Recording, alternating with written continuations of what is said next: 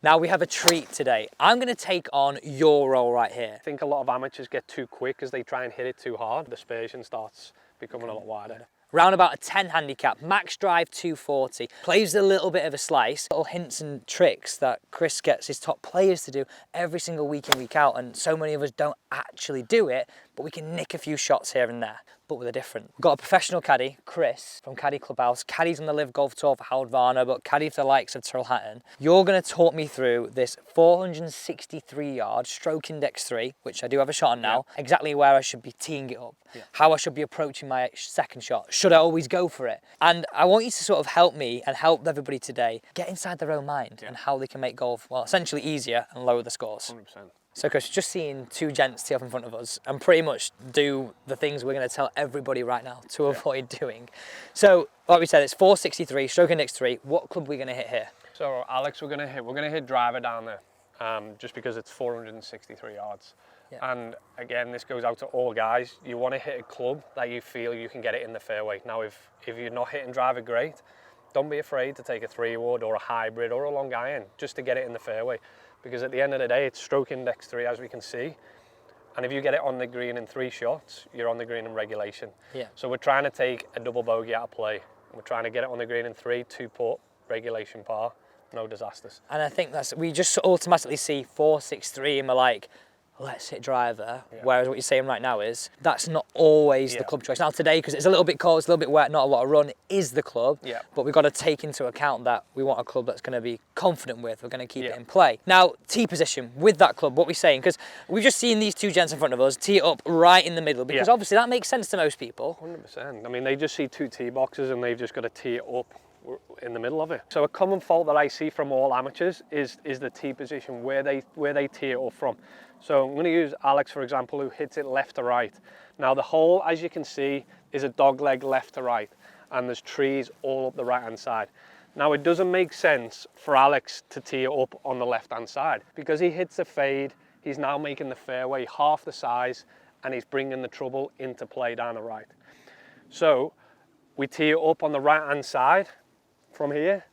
We've now made the fairway a lot wider, and we're giving ourselves a bigger margin for error. So now we can hit it up the left-hand side with his usual left to right fade, and the fairway's double the size, and we're taking the trees out of play on the right. See, essentially what you're saying is here, you're sort of adjusting yourself to hit it into the space more. Yeah. Rather than here, you're sort of taking out the left-hand side of the golf Exactly. course. And again, that'll vary from shot shape as well. Yeah. So if you hit a draw, you should then tee it up on the left-hand side, because if you teed it up on the right-hand side, you can see the trees on the right, so you're going to hit it straight into them. So it's playing to what shape you hit, what shape you actually hit, and the whole shape as well. Okay, so I'm going to go, would you go extreme as well? Would I go right in here? Yeah, absolutely. Right, okay, let's get this one teed up. Now I'm interested in this actually, swing thoughts.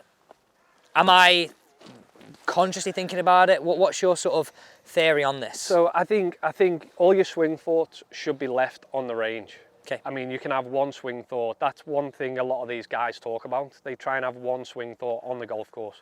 Once you start getting to 2, 3, 4, you then start becoming muddled up, and you'll start hitting it all over the place because you're thinking too much. So if you have one swing thought, again, and then you're just going to go through your pre-shot routine. Again, pick the wind, pick your target in the distance, and then all I would ever remind anyone on is just slow swing tempo and let it go. Because I noticed when I played in the pro-am with you, all you said to Harold was like tempo, tempo. Tempo's a big thing. I think a lot of amateurs get too quick as they try and hit it too hard. Yeah. So they get quick, and then the dispersion starts becoming a lot wider. Okay, so I've got my pre-shot routine, my aim, not much wind here today, up the left side. To our landing zone, it's pretty much flat. Yeah. So we can just go ahead and hit this. Another thing I would say to you, Alex, is obviously you hit it left to right. Yeah. Now, you need to pick your starting target. Don't always focus on where you want to finish it, because if you're focusing on your finishing target, you're then going to work it off it, because you obviously hit it left to right. So the main focus now is to pick your start target and just let it go with your left to right swing. So if I said to you now, I'm picking the top tree of this V on the left hand side as my start. Absolutely. Perfect. Okay. And it's just trusting it and being positive. Pretty much there, Chris, to be fair. Swing, yeah. You know, I was totally involved in that shot. Yeah. I was totally like fully invested in it rather than being just like, okay, where's my backswing? What am I trying to feel? What am I trying to do? Yeah. So first thing I want you to learn from this as we go down this fairway is I was being more invested in the shot, more invested in tempo and my tee position. These are all little hints and tricks that Chris gets his top players to do every single week in, week out, and so many of us don't actually do it, but we can nick a few shots here and there. Done the first bit, we found the fairway, actually like perfect spot. I'm going to replay that shape, I was quite happy with that. But pure. Going back to that, I was so invested in that shot, way more than I ever would be. Okay, so strategy now, Chris, we've got a decision to make. It looks a long way. We got 235 yards to the flag. Okay. Everyone will think, well, I can get there. Realistically, there's probably a slim chance that you're going to. Yeah. What I see a lot of amateurs nowadays, they would see now they've got to get on the green in 2. And it's 235 yards, so automatically they'll take the 3-wood out. And as you can see, it's obviously it's a little bit wider, but there's a hazard up there, there's a bunker up there, you've got trees up there. You can hit in a lot of trouble right now. You can hit it in a lot of trouble, and then the big numbers start coming in. So what we're going to do, we're going to try and play a little bit smarter. Okay. Stroke in next 3, you get a shot. Yep. So let's try and get it in play and try and get it on the green in 3. Okay. Give our chance of making a 4. And worst case scenario, we 2-putt, we make 5, we move to the next tee. So how far is this hazard? So we're looking at this as what club we playing short of the hazard, right? Again, so everyone will think it's 146 yards to the hazard, okay? I don't want you to then hit a 146 club, because now we've got to take into consideration that it's slightly downhill. Okay. And we want to pitch it 10 yards short of the hazard.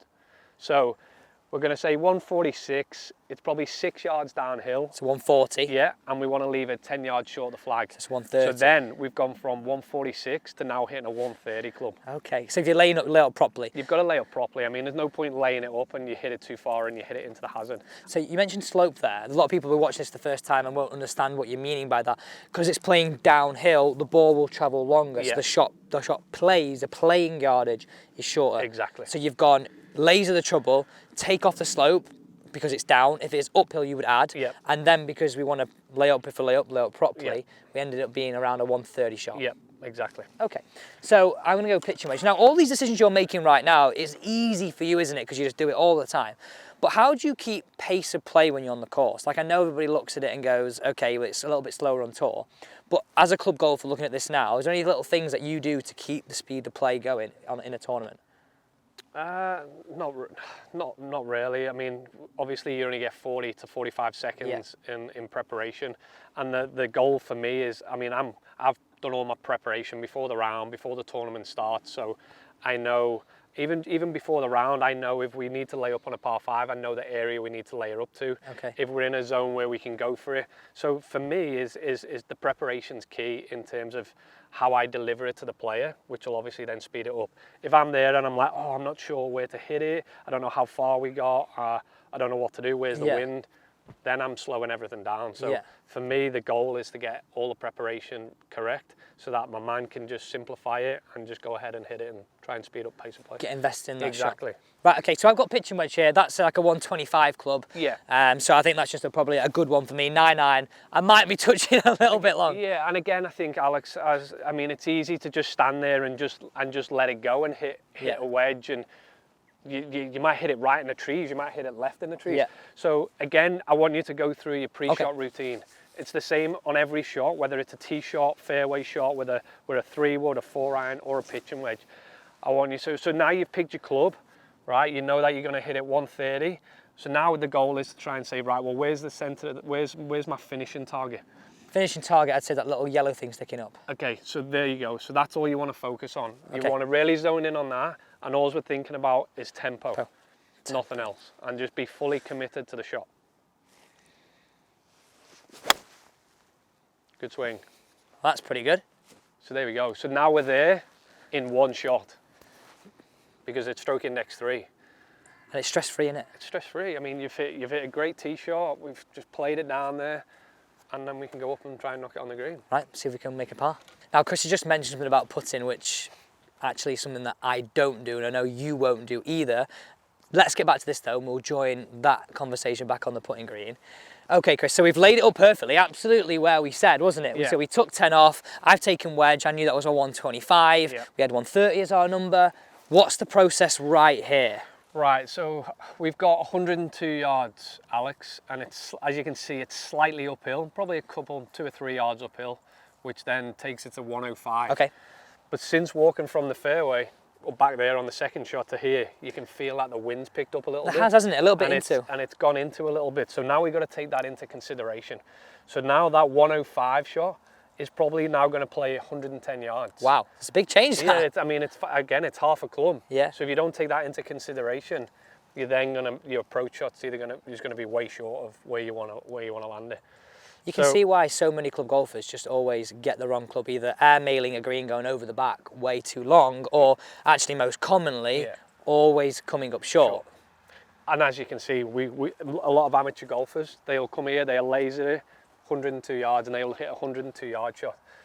Then you're 10 yards short of the flag, you've got a 30-foot putt. So, I mean, you've just got to try and go through your routine, get the play-in number. The play-in number is the key. And just for reference, what is the play-in number? So the play-in number is the final number that you come to at the end. So, like we said, it's 102 yards to the pin. Okay. It's 3 yards uphill, so there's 105, and then we can feel the winds into a little bit, so we're going to add 5 yards onto it. So straight away we've gone from 102 to 110, so that's our play-in number. So now we're going to hit a 110 shot as opposed to a 102 shot. Well, that's changed from a 50 to now pitching wedge for me. Exactly. Now, these are all skills that you're just coming off the bat here and going, yeah, this is exactly what you do. But this is not something that a club golfer will know about. But Caddy Clubhouse is where you, not where you train, because you've trained this over the years of experience, 17 years of caddying. But what is Caddy Clubhouse? Because a lot of people will look at this and go, well, I want to get into caddying. I want to be in your scenario. I want to have this not only to benefit my game, but I quite fancy caddying at a club level or on tour. Yeah, so again, there's me Smart, who caddies for Cameron Tringali, and Adam Maru caddies for Thomas Peters. And over the years, we've got a lot of text messages or a lot of social media messages asking how they get into caddying.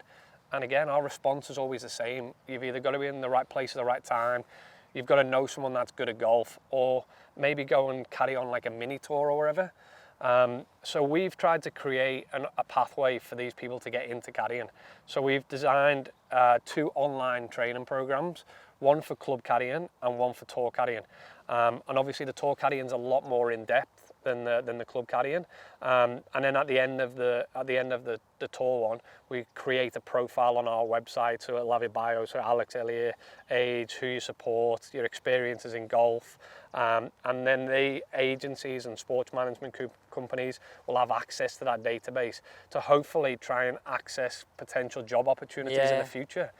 So we're just trying to make it accessible, really. It's never been like that before, is it? It's no, crazy. And again, and like we say, I mean, don't ever look past the club caddying side of it. Yeah. Adam started in club caddying, me and Smarty started slightly different, so there's always different ways. And the club caddying bit is going to be a massive experience in terms of caddying, the amount of rounds that you caddy, and it will get you ready for the PGA Tour, the European Tour, DP World Tour, Live Tour, whatever tour that might be. And we, in this course, in both courses, we've tried to put everything in there so that they can fast track. Basically, all the mistakes we've made over the 17 years of caddying has gone into this course to try and help them sort of fast track it. Amazing. I mean, like, we'll leave a link that down below, and you can access that and have a look at Caddy Clubhouse. So we're going to go pitching wedge. Now, I was actually, one rule someone said to me, and see if you agree with this, when I caddied, Tom's dad, who was caddying for at the time, said to me, there's 3 rules: keep up, shut up, and never pull the club. Exactly. That's all he said to me. I wish that was the case with caddying. I mean, for certain golfers, I think that's correct. But yeah, when you There's caddy, so much more that goes into it. You're a psychologist, you're a strategist, you've even got to be a bit of a player, because you've got to understand what sort of shot they're going to hit. Yeah, just seeing different shots in different situations. So talk me through your shot. I'm going to do a grip down. Yep. Back foot, little sort of like punchy pitching wedge. I'm sort of seeing like a little one like this. So like we spoke about earlier on, as you can see, the flag is on the right hand side, okay? Yeah. And the trouble is right to the green. Yeah. Okay. So if you miss the green right, it's going to go down a slope into the trees. Yeah. Okay. Anything left of that flag, you can see the landing area is at least 20 yards wide. Yeah. Okay. So now we're going to try and start something left of the flag. Yeah. And try and give ourselves the best chance. And if we don't quite get it, at least you've missed it on the correct side. That's going to give you the best opportunity to either make the putt or 2-putt worst case scenario. I was naming that flag then, by exactly. the way. I knew you were going to do it, and this is my process in terms of seeing a lot of amateurs. They see a flag and they push it, and then they end up dead, and they end up making double bogey. Especially with a short club. Like Especially with, I mean, the goal is to get it. I mean, at the end of the day, you're on a shot, so you're in here for one. Yeah. Hitting it 15, 20 feet left of that flag and giving yourself a good chance of making par is not the end of the world. Okay, let's give ourselves a chance. Okay, and remember, the putting bit I'm interested in, so that's really cool. Okay, so talk to me about the shot. So I'm sort of going to see it. I'm seeing the left edge of that roundish bush. I'm going to start it there. If it moves, great. If not, I know I've got that point. Okay, so now we've seen the shot. Now we got our target. We want to be fully committed and execute the shot. And then just tempo again. Exactly.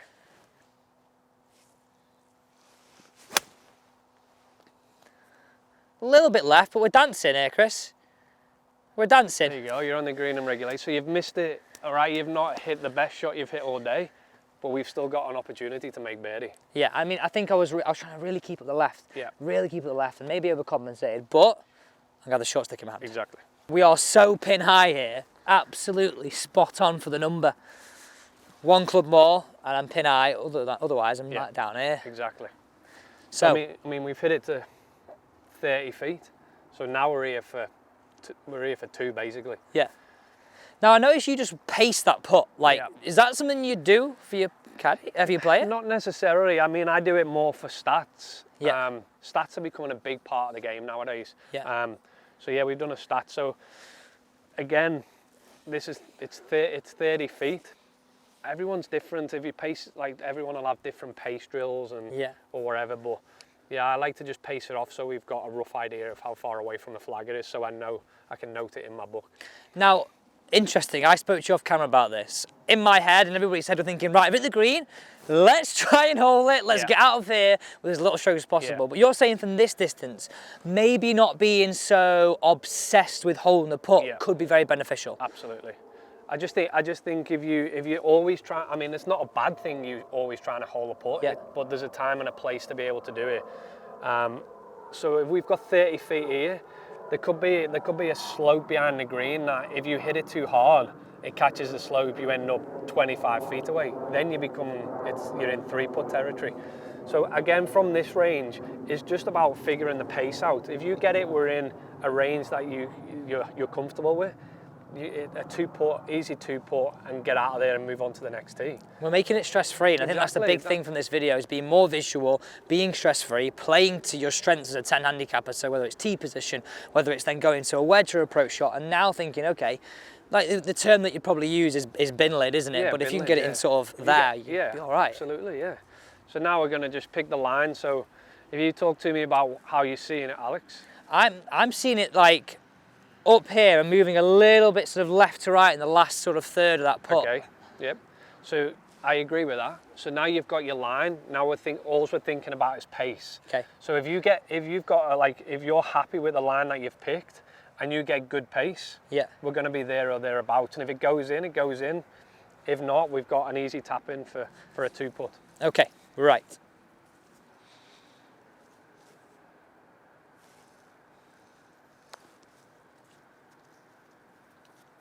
Tell you what.